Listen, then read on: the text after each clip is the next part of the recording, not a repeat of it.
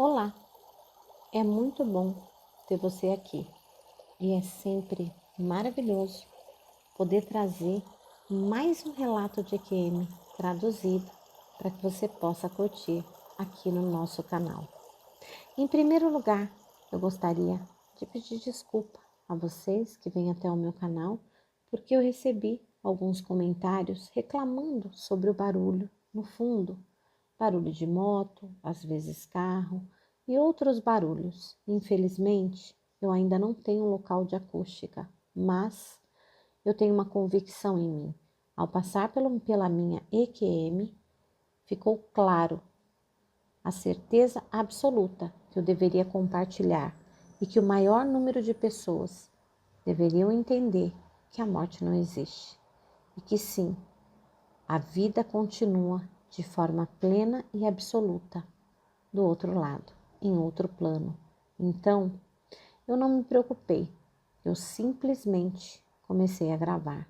E eu acho que isso serve para ajudá-los. Então, eu peço, por favor, se vocês conseguirem, preste atenção apenas na minha voz e se deixem levar pela história, pela narrativa, pela tradução. E não se preocupem com os barulhos ao fundo. Prometo tomar todo o cuidado do mundo, mas infelizmente eu ainda não tenho um local de acústica. Em breve, quem sabe, eu vou poder gravar em um lugar assim. Mas até lá, eu quero que vocês se divirtam com essa experiência. Bom, a nossa experiência de novo é incrível, nem dá para falar, porque se trata de um relato de uma médica, da doutora Yvonne Kayson. Fui pesquisar um pouquinho mais sobre por onde anda a doutora Yvonne Kayson e descobri que a sua última atualização no Facebook foi em maio de 2020. Não consegui descobrir aonde ela mora, o que ela está fazendo atualmente da sua vida. É como se ela quisesse sumir momentaneamente. E olha que nós esmiuçamos. Mas vale a pena você ouvir com o coração e com a mente aberta essa experiência. Até porque essa experiência é de uma médica. Essa EQM a seguir, bom, como sempre, eu não posso deixar de fazer as considerações iniciais antes de começar a narrar a história dela. Eu vou pedir para você que você se inscreva no canal se você se sente completamente atraído por esse assunto. Vou pedir para você deixar o seu like, não te custa nada. E vou pedir também para que você comente logo abaixo desse vídeo. Se você tiver alguma coisa para comentar, deixe o seu comentário que ele será lido e respondido a tempo.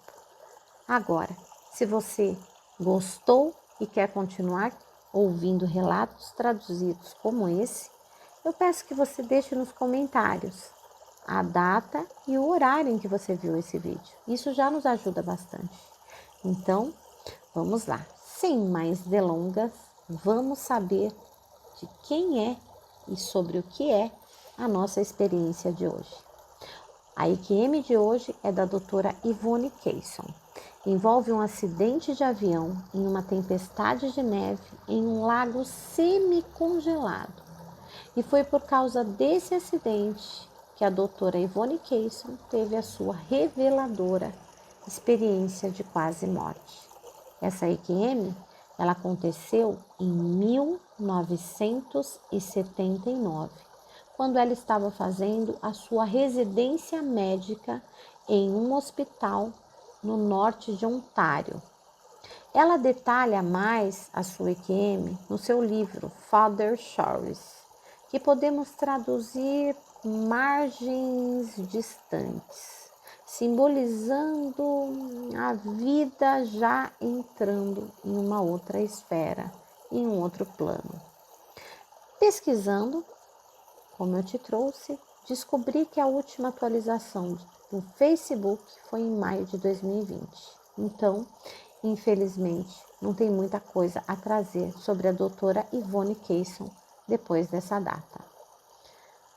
É interessante lembrar aqui que essa experiência ela está sendo contada por uma médica que na época sabia tudo sobre o funcionamento do corpo físico. E tudo o que ela viveu e tudo o que ela nos relata a seguir não pode ser explicado pela mesma ciência. Vamos voltar em 1979.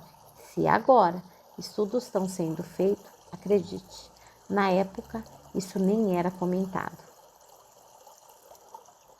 Na primavera de 1979, como parte da minha residência médica em clínica geral na Universidade de Toronto, eu fui enviada por um mês para o pequeno hospital em Seoul Lookout, que atendia várias vilas ativas em áreas remotas e isoladas da região do norte de Ontário.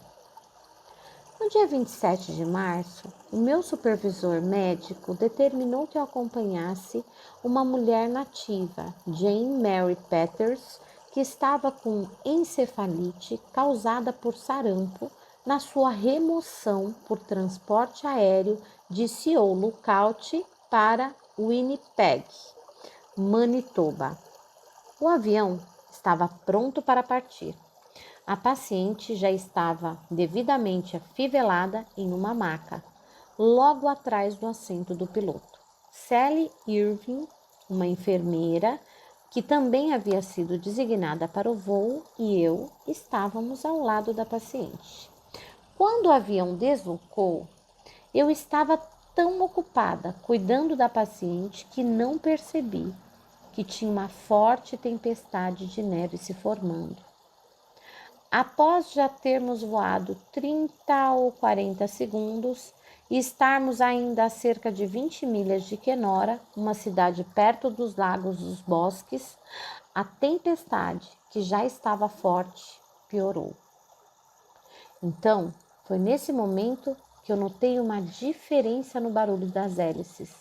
Olhei pela janela e vi que a hélice da direita tinha parado.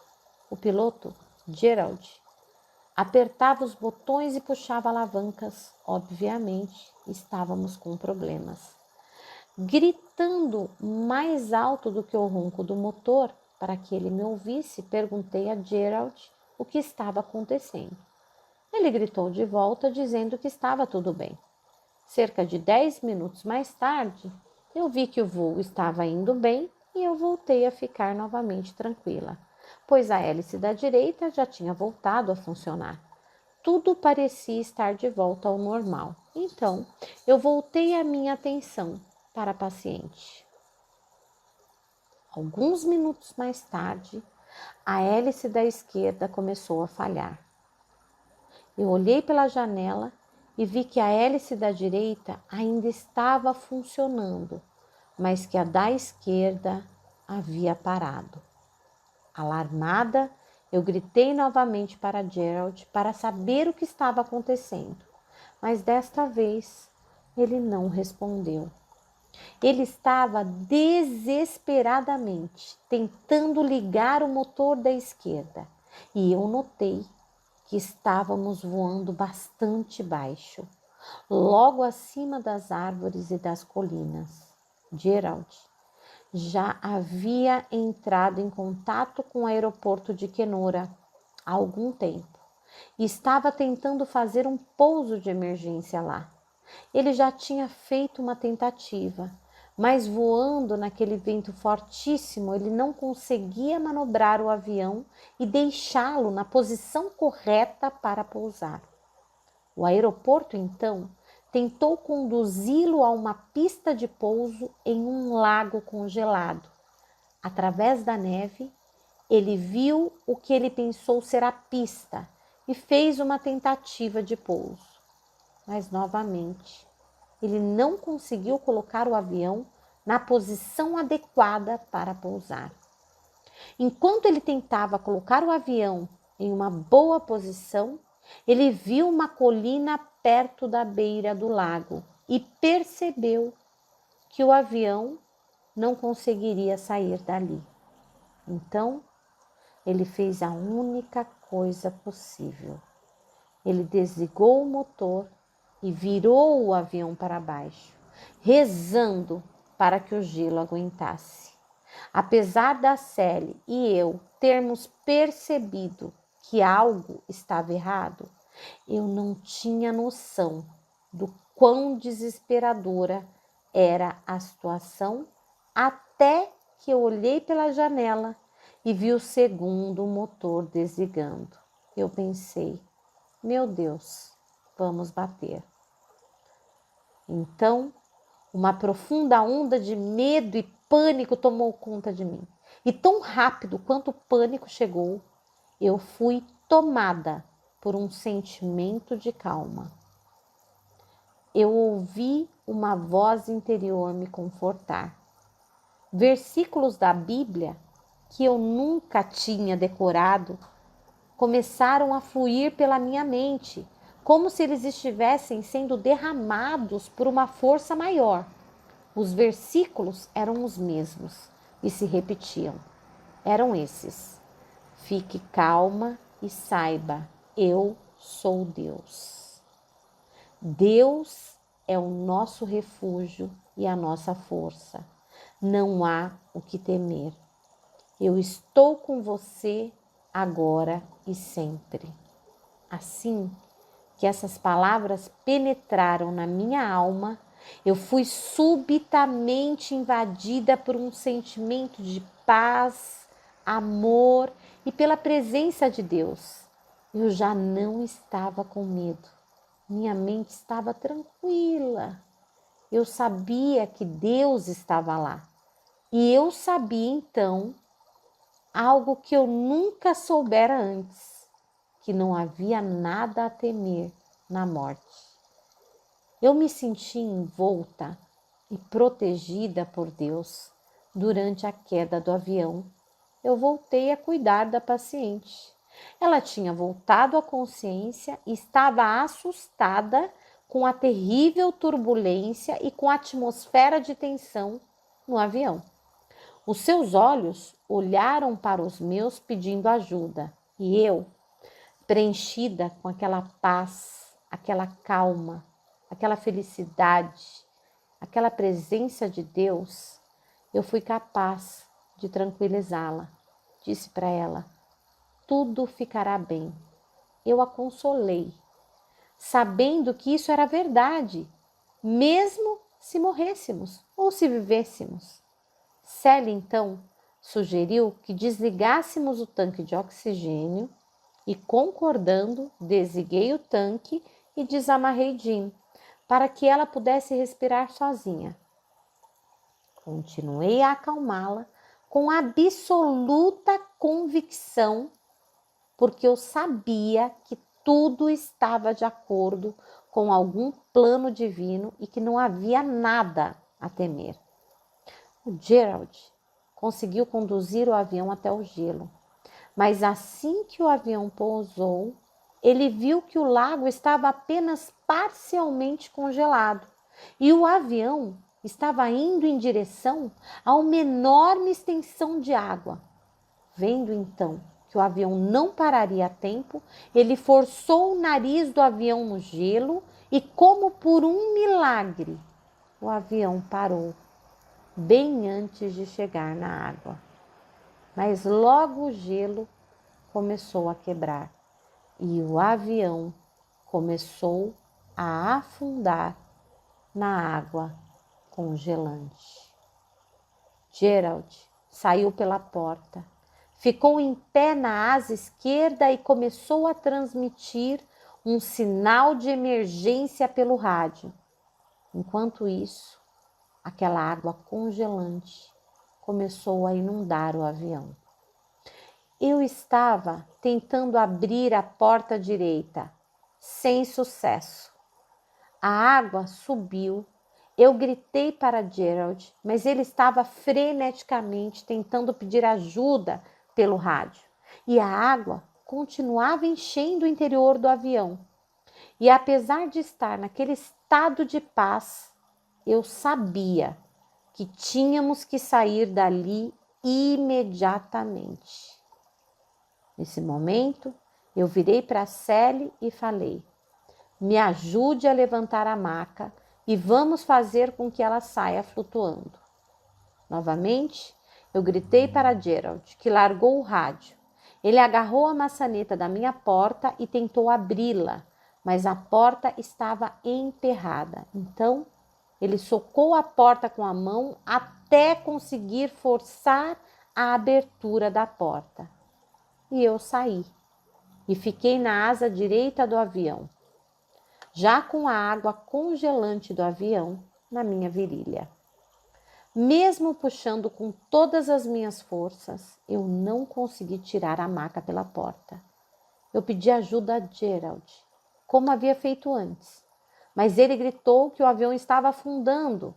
Então eu puxei a Sally para o lado de fora e juntas tentamos desesperadamente puxar a maca com Jim para fora. Mas parecia impossível. Então eu me lembrei que a maca havia sido carregada no avião através da porta de carga, na parte de trás do avião, e que não haveria jeito de tirá-la pela porta. Antes mesmo de pensarmos em desamarrar Jane da maca, o avião inclinou radicalmente o nariz, mergulhou e afundou.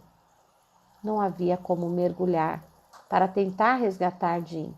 O avião havia afundado sem deixar vestígios na água totalmente escura. Jerry, Sally e eu, de repente, nos vimos flutuando na água gelada a cerca de 200 metros de uma ilha. Era como um mar aberto com uma forte correnteza nos separando da costa. Atrás de nós, o resto do lago parecia estar congelado. Mas nós não tínhamos como julgar a espessura do gelo. E mais tarde eu soube que havíamos pousado no Lago do Bosque, em um lugar chamado Devil Gap, ou Fosso do Diabo. Um lugar onde a água nunca congela por causa da força da correnteza. Conforme eu batia as minhas pernas e lutava para manter a minha cabeça fora d'água, eu rapidamente comecei a me cansar. O meu volumoso casaco ártico parecia me puxar para baixo e eu comecei a sentir as minhas botas como pesos de chumbo.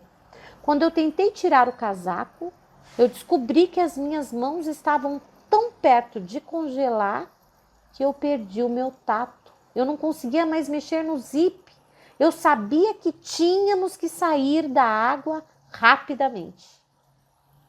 Eu olhei pela água escura e congelante e foi nesse momento que eu ouvi uma voz na minha cabeça dizer: nade até a margem.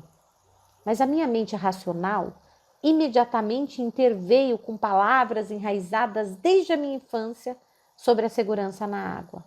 Nunca tente nadar até a margem. Ela sempre vai estar longe, muito mais longe do que parece, e você vai se afogar se tentar. Pois nesse instante que Jerry gritou: tente subir no gelo. Eu nadei em direção ao gelo e tentei subir.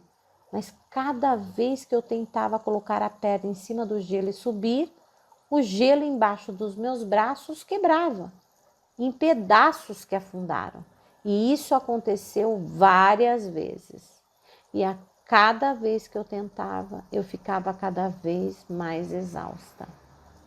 A voz na minha cabeça me disse novamente para nadar até a margem. Eu gritei para os dois que estavam tentando subir no gelo que o gelo era muito fino. Mais tarde eu descobri que Sally não sabia nadar. Em certo momento, a voz interior se tornou tão alta quando repetia: nade até a costa, que eu me rendi. Eu simplesmente virei de costas para o gelo e comecei a nadar através da forte correnteza para a margem. Logo percebi que seria uma travessia longa difícil. Enquanto eu lutava para atravessar aquela água glacial, de repente eu ouvi uma espécie de sussurro no meu ouvido. Algo parecido com o bater de asas apressados de um grande pássaro. Sem nenhum alarde, eu senti. A minha consciência começou a se erguer acima da água. E subitamente eu estava lá, olhando para baixo, para o meu corpo, que se valia de todas as suas forças para vencer aquela água. Era como se o meu ser tivesse se expandido e ocupasse um espaço maior. A sensação de paz e calma que eu sentia até então se intensificou e uma sensação de amor universal e incondicional me inundou. Eu estava cercada de luz. O mundo à minha volta parecia mais leve, brilhante. É como se o sol brilhasse intensamente, apesar da neve e das nuvens. Eu senti como se eu estivesse sendo abraçada por uma inteligência universal, uma inteligência amorosa, onipotente. Isso não foi uma certeza intelectual, foi uma certeza que atingiu o âmago do meu ser. A presença dessa inteligência amorosa, ela me envolveu de uma forma indescritível. Foi a experiência mais profunda, maravilhosa e feliz que eu já tive na minha vida. Eu sabia, naquele momento, que tudo estava acontecendo como deveria acontecer. De cima, eu observava com desapego e certa curiosidade o meu corpo físico nadando até a margem. Parecia que ora eu estava ciente do que estava acontecendo no meu corpo físico e ora eu estava totalmente arrebatada por esse estado de plena felicidade mental. E durante o trajeto do meu corpo até a ilha, eu vi ele afundando por 2 vezes, por pura exaustão e por causa do peso das minhas roupas encharcadas. E cada vez que ele afundou, a água gelada preenchia os meus pulmões. Assistindo tudo isso de cima, eu vi o meu corpo cuspindo água e continuar a nadar. Quando o meu corpo chegou à completa exaustão, a minha consciência deslizou momentaneamente de volta para o meu corpo. E de repente eu estava olhando através do meu corpo novamente e eu olhava para a margem. Neste momento eu estava a mais ou menos 6 metros de distância, mas havia forte correnteza que me puxava para a direita e eu não tinha mais forças para nadar. Mas eu ainda estava naquele profundo estado de calma e de paz. E eu sabia com absoluta certeza de que não havia nada a temer na morte. Eu sentia apenas uma vaga curiosidade intelectual e me lembro de pensar: entendi. Meu destino é morrer aqui, nesse teatro da vida em que eu estou atuando agora. Repleta de felicidade, eu me rendi ao divino e ao pensamento da morte. Mas quando meu corpo estava prestes a afundar pela 3ª e última vez, eu vi mais uma vez, através dos meus olhos físicos, que um pinheiro grande estava caído sobre a água, a partir da margem. A árvore estava à minha direita e a correnteza estava me levando rapidamente em direção a ela. E de repente eu percebi que se eu desse apenas mais 2 braçadas, eu alcançaria essa árvore. Parecia uma mão de resgate que se estendia para mim. De alguma forma, eu consegui forças de dar mais 2 braçadas. Quando a minha mão dormente tocou a árvore, eu não senti absolutamente nada. Foi nesse momento que eu olhei para minha mão, completamente entorpecida, e eu vi que ela estava vermelha, corada, e novamente eu fiquei surpresa. A minha mente racional e treinada pela medicina penetrou o meu estado de felicidade e me trouxe de volta à realidade e me disse que a minha mão deveria estar branca se estivesse congelada. Uma vez que nessa situação os vasos sanguíneos eles se contraem para economizar o calor do corpo. Mais tarde, eu descobri que nos últimos estágios de congelamento, o corpo ele perde a capacidade de contrair os vasos sanguíneos e as mãos brancas elas voltam a ficar coradas. A morte costuma acontecer rapidamente depois disso, se o corpo não for aquecido. Mecanicamente, eu me arrastei pela água em direção à margem e subi um pequeno monte de gelo da ilha. Me virei para o lado e gritei para Sally e Jerry nadarem até a margem.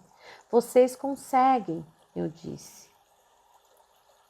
Até aquele momento, o Jerry tinha ajudado Sally a pegar um pedaço de madeira congelada e que a manteria flutuando. Como esse pedaço de madeira não seria suficiente para os dois, ele se virou e começou a nadar até a margem. Ele conseguiu e se arrastou até o meu lado. O lago estava silencioso. Sally havia parado de pedir ajuda e eu concluí que ela havia se afogado. Ainda intercalando entre esses dois estados de consciência, no corpo e acima do corpo, eu perguntei a Jerry se ele sabia acender fogo sem fósforos, mas ele disse que não sabia. Morrendo de frio, eu comecei a vomitar repetidamente. O desejo de dormir era quase irresistível, mas novamente aquela voz interior ficou gritando na minha cabeça: não, não, não. De alguma forma, eu sabia que mesmo que a minha consciência estivesse fora do corpo, eu não deveria deixar o meu corpo dormir. Se eu deixasse ele dormir, ele não voltaria a acordar. Então, instintivamente, eu me encolhi o quanto eu pude e coloquei os meus dedos congelados nas minhas axilas para tentar aquecê-los. Disse para Jerry para ele fazer o mesmo. O frio, que era cruel e congelante, estava além da minha capacidade de descrição. Então, eu consegui sentir a minha consciência se afastar do meu corpo novamente. Eu sabia que não sobreviveríamos por muito tempo. Naquela tempestade de neve, naquele clima abaixo de zero e com as nossas roupas molhadas, quase congeladas, estávamos literalmente morrendo de frio. A minha consciência pairava acima do meu corpo, quase congelado, e eu estava imersa em luz e em amor. Nós, certamente, não teríamos sido resgatados a tempo se não fosse por uma impressionante série de coincidências, que eu vou contar agora, que estavam acontecendo ao mesmo tempo. A tempestade era tão severa e o caminho tão montanhoso que o nosso último sinal de socorro só poderia ter sido ouvido por um avião que estaria voando naquele instante bem acima de nossas cabeças. E exatamente naquele instante, um avião estava. Um voo da Air Canada a caminho de Ottawa captou o nosso sinal e transmitiu a nossa localização para o aeroporto de Kenora. No entanto, ainda estávamos muito longe de sermos resgatados. O avião caiu em uma área muito remota e, por causa da mistura de gelo e mar aberto, a ilha em que estávamos, ela não era acessível nem de barco nem de snowmobile. Somente um helicóptero poderia chegar até nós e normalmente não haveria nenhum naquela região. Mas novamente, por acaso, aquele dia, um helicóptero estava sendo transportado de Edmonton, no Quebec, por um piloto chamado Brian Clegg. Preocupado com a tempestade de neve, ele queria pousar no aeroporto de Kenora, mas ele foi forçado a pousar em uma pequena base do Ministério de Recursos Naturais de Ontário, a cerca de 8 quilômetros de onde o nosso avião caiu. Assim que pousou, Brian se dirigiu até a base e lá encontrou um outro piloto do ministério, Bob Grant, que também tinha sido forçado a pousar pela tempestade. Enquanto eles conversavam, o telefone tocou. Era uma ligação do aeroporto de Kenora para transmitir uma mensagem de que naquela área um piloto estava tendo problemas no motor. Brian percebeu na hora que o seu helicóptero poderia ser útil. Ele saiu da base e começou a tirar a capa térmica protetora do helicóptero. Ligou o rádio e ele também ouviu a mensagem transmitida do avião que havia passado em cima de nós. Imediatamente, ele ligou os motores e chamou Bob Grant e, sem se questionar em nenhum instante sobre a sua segurança ou a segurança do Bob, os dois partiram em meio à tempestade. Enquanto eles voavam, o aeroporto de Kenora os dirigia para onde estávamos. Os dois procuravam por destroços que eles achavam que seriam visíveis no gelo ou entre as árvores. Mais prejudicados pela tempestade de neve, não puderam ver eu e Jerry amontoados debaixo das árvores da ilha. Ou ainda a Sally, flutuando como um pingente de gelo humano grudado em um pedaço de madeira endurecida pelo gelo do lago. Depois de fazer uma rápida varredura na área e não encontrar nada, eles decidiram olhar o lugar mais de perto. E aí, eles pensaram que viram algo flutuando em mar aberto. Voando bem abaixo, eles viram uma almofada de um assento e logo depois encontraram Sally, que já estava inconsciente. Brian fez o helicóptero pairar alguns metros acima de Sally na água gelada. Enquanto isso, Bob saiu e, pendurado em uma haste do helicóptero, tentou puxar aquela forma humana enrijecida pelo gelo para fora da água. Por várias vezes, ela simplesmente escorregava de suas mãos. Quando parecia não ter mais alternativa, Brian baixou o helicóptero até quase tocar na água, e uma manobra perigosa, porém necessária. Então, sem medo, Bob, que não sabia nadar, montou no skid, aquela estrutura de pouso do helicóptero, enfiou as pernas na água gelada e conseguiu finalmente tirar ela da água.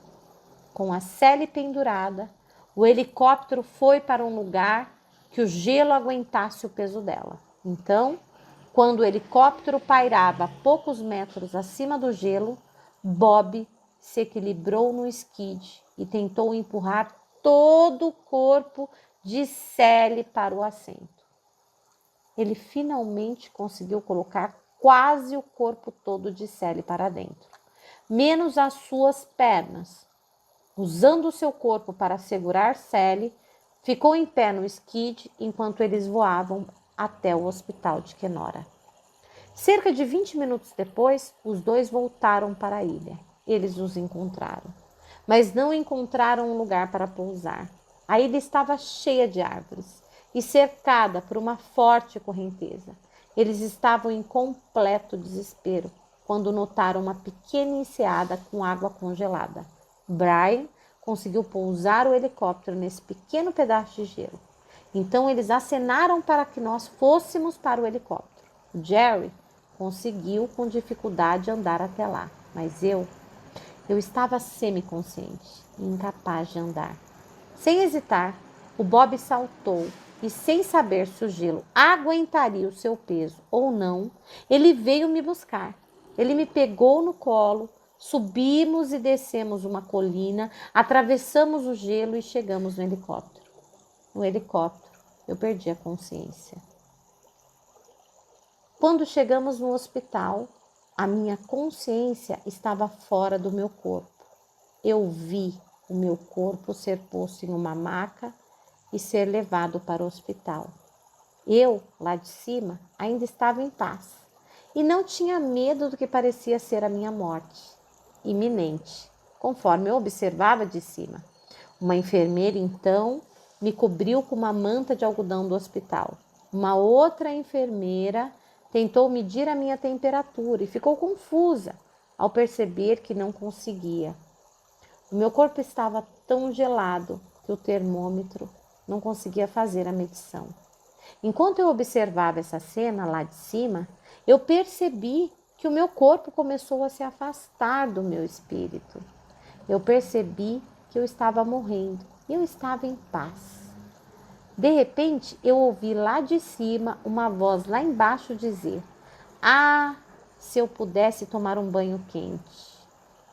Flutuando do alto, eu fiquei surpresa ao perceber que quem disse isso foi o meu corpo físico. E mais tarde, eu soube que aquecer o corpo por submersão em água quente veio a ser um excelente tratamento para pacientes com hipotermia extrema. No entanto, eu nunca aprendi isso na faculdade de medicina. Ninguém ali naquela sala sabia disso. E eu não tenho ideia do porquê ou como o meu corpo pronunciou aquelas palavras. Pensando por um instante que eu estava recuperando a consciência e ainda conseguindo falar de forma bem-humorada, as enfermeiras riram. Assim como eu, elas não tinham treinamento do que fazer em casos de hipotermia. Então, nesse momento, uma das enfermeiras ficou séria e disse que a água quente poderia ajudar a me reanimar. As enfermeiras, então, levaram as nossas macas para o departamento de fisioterapia. Tiraram nossas roupas incrustadas de gelo e deslizaram os nossos corpos para dentro da hidromassagem. Assim que eu toquei a água quente, eu senti a minha consciência encolhendo abruptamente daquele estado expandido e ela foi puxada pela minha cabeça de volta ao meu corpo. A sensação foi similar ao que eu imagino que um gênio sentiria sendo puxado de volta para sua lâmpada. Eu senti um som como e senti um puxão para baixo e percebi que eu estava de novo totalmente de volta ao meu corpo. Eu esfreguei as minhas mãos dormentes ao longo das minhas pernas e braços na água quente e exclamei com alegria: estou de volta, eu vou viver. Eu fui invadida por uma profunda alegria por ter recebido a chance de voltar a viver e fiquei impressionada com o impacto espiritual que essa experiência trouxe para minha vida e uma paz tomou conta de mim. Naquela noite, Sally e eu fomos colocadas no mesmo quarto. Ela também parecia estar feliz e em paz. Em um certo instante, ela se virou para mim e disse: eu não sei por que isso aconteceu, Ivone, mas nós duas fomos salvas. Talvez nós venhamos a fazer algo importante em nossas vidas. Eu sorri em concordância. Naquele instante, eu percebi que ela também deve ter passado por uma experiência espiritual intensa. É isso. Esse é um pequeno trecho onde a doutora Ivone, ela traz para a gente detalhes dessa experiência incrível que ela viveu. E mais incrível ainda, porque a partir daquela consciência, daquele poder, aquela magnitude, ela viu seu próprio corpo trazendo a solução para a hipotermia crônica e muitas vidas foram salvas a partir desse procedimento. Ela deixa claro que na sua carreira de medicina ela não sabia disso e nenhuma das enfermeiras também tinham essa informação. Parece que propositalmente aquela informação foi passada para ela, para que vidas pudessem ser salvas a partir daí, incluindo a vida dela, do Jerry e da Sally. Então, espero que você tenha gostado dessa experiência. Deixa nos comentários o que você achou. Espero que tenha valido a pena. Lembre-se, o seu comentário é muito importante para ajudar esse canal a crescer. Basta você colocar lá embaixo a data e o horário que você está vendo e até a cidade, se você quiser. Prometo também que eu vou procurar responder todos os comentários. Novamente, peço desculpa pelos barulhos no fundo, mas eu acho que a história vale sempre a pena. Beijos no coração e até a nossa próxima história. Fiquem com Deus.